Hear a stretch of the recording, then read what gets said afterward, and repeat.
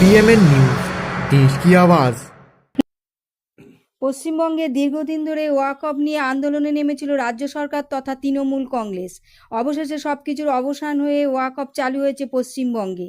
এই বিষয় নিয়ে বিশিষ্ট আইনজীবী মানিক ফকির আমাদের সংবাদ মাধ্যমের সামনে কি বললেন জানালাম, গিয়ে বললাম, তবু কিন্তু মুসলমানরা আন্দোলন করলো না। আজকে যখন ওয়াকফ সব শেষের পথে শেষ, তখন দেখছেন না বিরাট জয়লাভ করছে মনে হচ্ছে, সব নেতারা মনে হচ্ছে জয়লাভ করে দিয়েছে একদম রাজ্য সরকারের বিরুদ্ধে। রাজ্য সরকারের বিরুদ্ধে এটা নয়, এটা 1200 বছরের ইসলাম সংস্কৃতিকে ধ্বংস করা। এখানে হার জিততে ওই রাজ্য সরকারের বিরুদ্ধে কেউ জেতেনি। তুই ধ্বংস করলি তোর মা বাবা 14 গুরুষের যে কবরস্থান। তাহলে বেঈমান RSS এর স্লিপার সেল যারা এখানে ছিল তারা উল্লাস করছে মুসলমান নেতারা। একটা মজা দেখুন, মুসলিম পার্সোনাল ল বোর্ড ক তারিখে চিঠি দিচ্ছে যে 5 তারিখের মধ্যে উমিদ পোর্টালে আবেদন করতে হবে। ক তারিখে বলছে 27 তারিখ, 27-11, আজকে ক তারিখ? 3 তারিখ। তাহলে আর কদিন আগে করেছে? 4-5 দিন আগে। তাহলে 4-5 দিন আগে মুসলিম পার্সোনাল ল বোর্ড বলছে উমিদ পোর্টালে আবেদন করতেই পারে, সময় পাবে, আবেদন করা যাবে। তাহলে ডুবিয়ে দিল কারা? ডোবালো তো। এইবার দেখো, যেই মুসলিম পার্সোনাল ল বোর্ড এটা করলো, সঙ্গে সঙ্গে ওইটার সঙ্গে ভিত্তি করে রাজ্য সরকার কি করলো, এই দেখুন, এটা দেখুন 27 তারিখ, একই দিনে যেই মুসলিম পার্সোনাল ল বোর্ড রাজি হলো, উমিদ পোর্টালে আবেদন করতে বললো, সঙ্গে সঙ্গে রাজ্য সরকার মিটিং করে 14 জন উচ্চপদস্থ আধিকারিক নিয়োগ করলো। আর প্রচুর পরিমাণে ছেলে মেয়ে নিয়োগ করলো যারা কম্পিউটার জানে, এদের জেলায় জেলায় পাঠিয়ে দিল, বলো এরা উমিদ পোর্টালে আবেদন করবে, তাড়াতাড়ি হেল্প করুন। কিন্তু কেসটা খেয়ে গেল রাজ্য সরকার, উল্টো ঘুরিয়ে বলে দিল রাজ্য সরকারের দোষ। এটা হলো স্লিপার সেলের কাজ, RSS এর স্লিপার সেলের কাজ। দেখে নিন, এইটা তারিখটা ভালো করে দেখুন।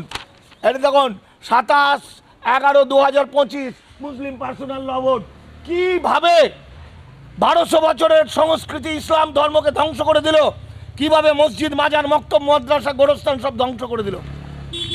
বলুন আর কিছু প্রশ্ন? আর রাজ্য সরকার তাহলে এর মধ্যে কোনো রকমের কোনো মানে করিনি, মানে রাজ্য সরকার তাহলে আপনি মানে সহযোগিতা করেছেন? তা আমি তো ডকুমেন্ট দেখালাম, আমি রাজ্য সরকারের পক্ষে ওইসব জানি না। আপনি তো রাজ্য সরকারের একটা প্রতিনিধি করেন, তাহলে আমি রাজ্য সরকারের কোনো প্রতিনিধি না। রাজ্য সরকারের বিরুদ্ধে সবচেয়ে বেশি যে বইগুলো সুপারহিট সেগুলো আমার লেখা, আমার নিজের ডাক, দীপকদার যে বইটা, মমতা ব্যানার্জিকে যেমন দেখেছি, এসবগুলো আমাদের বই। আমি ওইসব লোকে বলে যে রাজ্য সরকারের পক্ষে না, আমরা সমাজকর্মী, আমরা সত্যিটা বলবো। আর মমতা ব্যানার্জি অনেক সময় আইনের বাইরে গিয়ে মানবতার কারণে এই কথাগুলো বলে। লোকে ভাবছে তাহলে মানিক ফকিরও বলছে, তাহলে মমতা ব্যানার্জি বলছে, তাহলে ও তৃণমূল। আমরা তৃণমূল বুঝবো না, আমরা বুঝবো কাগজ এবং ডকুমেন্ট। তো এই ডকুমেন্টগুলোর মধ্যে কোনটা ভুল কোনটা মিথ্যা তুমি একটু বলো। এই ডকুমেন্টটা দেখে নাও, বিপন্ন হতে পারে 1,20,000 মসজিদ, 1.5 লক্ষ কবরস্থান। কার? কে বলছে? মাহমুদ মানানি। কত তারিখ? 17 তারিখ, মানে যেদিন ওয়াকফ মামলা 15ই সেপ্টেম্বর প্রত্যেকটা মামলায় হারিয়ে দিয়েছে। 73টা মামলা ছিল, জোর করে মুসলমানদের হারিয়ে দিয়েছে। আর এখানকার নেতারা জিতে গেছি বলেছে। যেই জিতে গেছি বলেছে সবাই ঘুমিয়ে পড়েছে। তাহলে তুমি দোষটা দেবে? আমি মমতা ব্যানার্জি রাজ্য সরকারের 14 গোষ্ঠী করবো, খালি তুমি আমাকে দোষটা দেখিয়ে দাও। 100 বার তাদের আমি 14 গোষ্ঠী করে দেবো, খালি আমাকে দোষটা তো দেখাতে হবে যে আপনার এই কাগজটা ভুল। এটা যে অল ইন্ডিয়া মুসলিম পার্সোনাল ল বোর্ডের যে 27 তারিখ, মানে 7 দিন আগে যে চিঠিটা দিয়েছে, এটা ভুল, ওটা নকল। বলুন যে কাগজটা নকল, ঠিক আছে? তাহলে এই কাগজটা পেলো, এই দেখুন 27 তারিখের আবার এই রাজ্য সরকারের চিঠি, ঠিক আছে? এই দেখুন 15ই অক্টোবর, দেশ জুড়ে ওয়াকফ সম্পত্তি সুরক্ষার জন্য জরুরি আবেদন, উমিদ পোর্টালে ওয়াকফ তথ্য আপলোড করার আর্জি। ল বোর্ড মিন করে বললো, মিন করে বললো। তাহলে এখানকার লোকেরা এই সময়, এখানকার নেতারা নওশাদ সিদ্দিকী মালা নিয়ে বেড়াচ্ছে, হ্যাঁ, রক্তদান শিবির করে বেড়াচ্ছে, সবাই ভাই জান করছে, সবাই ভাইজানের দিকে নজর। এইদিকে তো এই তো ল বোর্ড তো বলেছিল আস্তে করেই হোক আর জোরে করেই হোক। তাহলে এইটা শোনার পর, এটা কতদিন আগে, 19 অক্টোবর 2025, দেখে দিন ভালো করে। তাহলে 19 অক্টোবর 2025 জেনে গেল মুসলমানরা, তাহলে জেনে গেল।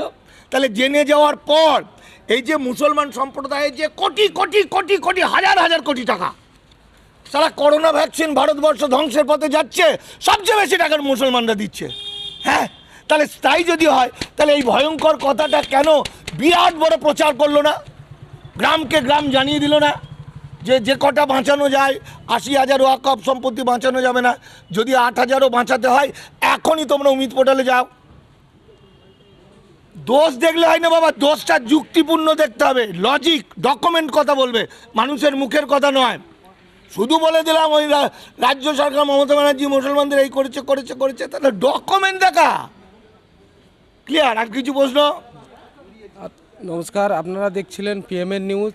আমরা মানিক দায়ের সঙ্গে মানে প্রশ্ন করলাম যে তোমার ওয়াকফ আইনের যে কি মানে পরিস্থিতি করেছে, কারা কারা এর মধ্যে কিভাবে এই জিনিসটাকে নিয়ে কোনো মন্তব্য করিনি বা কোনো সঠিক তথ্য দিইনি, সরাসরি মুসলিম পার্সোনাল ল বোর্ডের ওপরে আমল তুলে দিল মানিক ফকির।